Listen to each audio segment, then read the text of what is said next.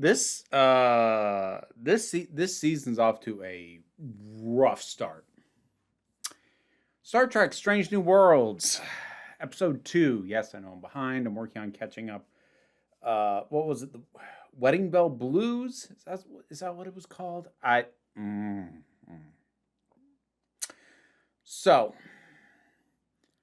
while I wasn't a huge fan of the premiere episode because of how action oriented it was and how I feel the more we get of the Gorn, the more I feel like the way that they have been used in this particular series is 100% undermining to the very core idea of what they were even meant to convey in the original.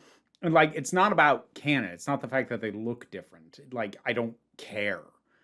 Like, they just fundamentally what the Gorn were used to say in the original series is just incompatible with what's being done with them now. But that was my issue last time, and I did at least grant that, like, if you like action-y Star Trek, it was pretty decent. I'm generally not here for action-y Star Trek. That's not what I come to Star Trek for. But it doesn't mean it's bad. But as much as I don't come to Star Trek for action, you know what I really don't come to Star Trek for? Romantic comedy. The shipping in this show is becoming insufferable to me. And why is it always Spock? Why, since the freaking Kelvin timeline movies, has there been this obsession with with exploring Spock's romantic, like, who cares? Okay, to be fair, some people do. Some people like that. And I'm not trying to say that you are wrong for liking it. But speaking as someone who doesn't, it's not even something that I can set aside of. It's not something that I come to Star Trek for like I can with the action stuff. It actively makes it painful for me to watch. And it's worse here because, like, the entire freaking thing just feels like a shipping nightmare. It's everywhere. We've got, and like, some of it has a reason to be there. Like, we've got follow-up stuff with Pike and whatever her freaking name is, who's recovering from the Gorn, infection thingy that, where they were gonna be born out of her and it was gonna kill her. Like, I understand the two of them have history. I don't care. I didn't then. I don't now. But like, there is at least a reason for that to be there. It is following up on other stuff. What is with the immediate, the instant they make eye contact, goo eyes, and then like teasing the Ortega about dating each other, like her younger brother and Uhura. What the hell was that? Why? It was like the instant they looked at each other. Like, I just, for crying out loud, why? And then, of course, so much of this is what the show has frequently done, especially when dealing with Spock and the romantic stuff in particular, which is that it is cringe humor. And I have talked so many times and in so many places why I loathe to my core cringe humor. It hurts me to watch. And I say that even as I can recognize that there are a handful of things and a handful of times that I can point to something and go, there's a reason for it to be there, or it's even good for the story that that's there. It still hurts me to watch. It is painful for me to watch this stuff. I get secondhand embarrassment so badly. It is literally physically uncomfortable when this stuff takes over. And it's all so cringe. And I'm not even saying that as an insult. It is an accurate descriptor. It's trying to be. And it's succeeding, which means I hate it. I don't want this to become a declarative thing where it seems like, oh, I give up on this show and I give up on Star Trek. I don't.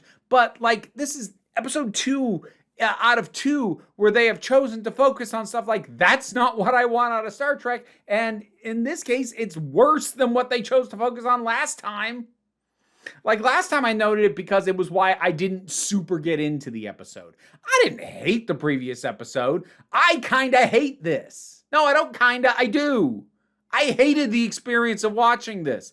And like the amount of tying in to not just like the general idea of the original show, because like I was on board for that. What I liked about season 1 more than anything else was the fact that we have not had for a bit a show that has just been about exploring and finding strange new worlds, new life, new civilizations, that whole intro thing.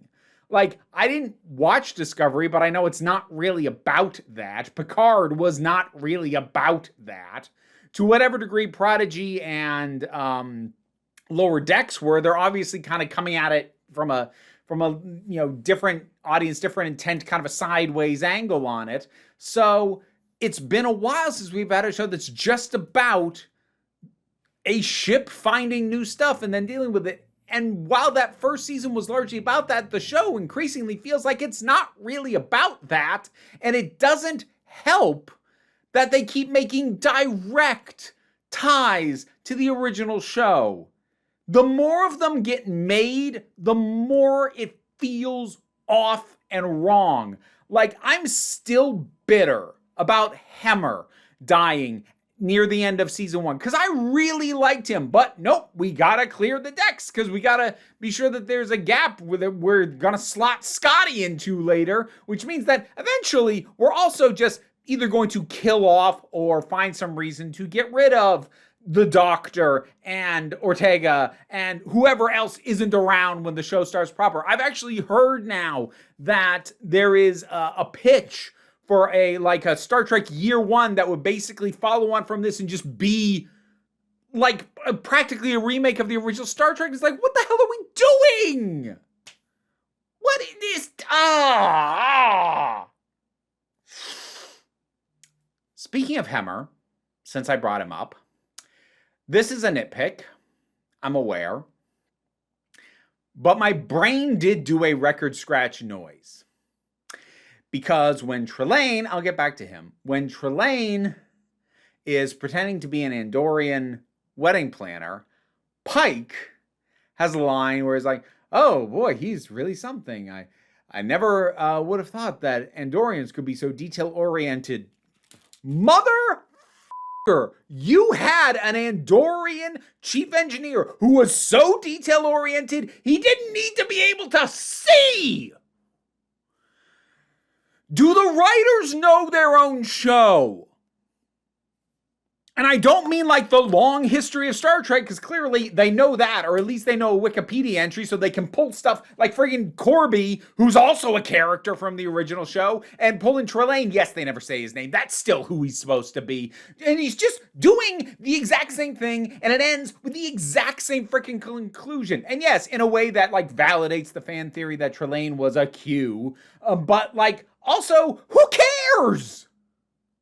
It's just the same thing. The only difference here is he's playing with people's emotions rather than playing like little stupid war game things. But it's the same freaking thing.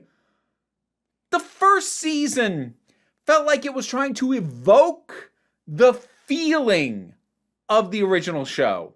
The second season had a little of that and then got bogged down in some other stuff and other chunks of it I honestly don't even remember. Like I said last time, that season kind of slid off my brain in terms of long-term memory. But this season doesn't even feel like it's trying to evoke the feeling of the show. It feels like it's just doing the member berries thing. It's just going, ooh, here's a thing. Ooh, here's a thing.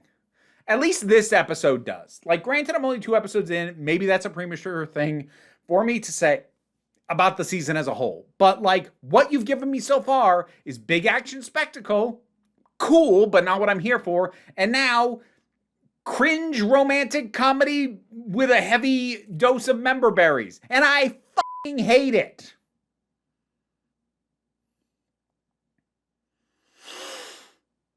If this season can't either pick up as a whole, or if it can't give me at least one great episode, because while a lot of season 2 slid off my brain, that second episode of season 2 was great. If this can't give me at least one episode where I'm like, okay, you do know how to do this right, you're just not doing it in the majority of it. If it can't give me that or give me a general upward trajectory, I think this might be the last season of this show I do. Which annoys me, because this is literally the first time I've been caught up, well, close to caught up. I know I'm several weeks behind, but like anything close to caught up on a Star Trek show as it was airing. That's literally never happened before, and I was excited for that. And now I'm just like, oh, it's hurting me.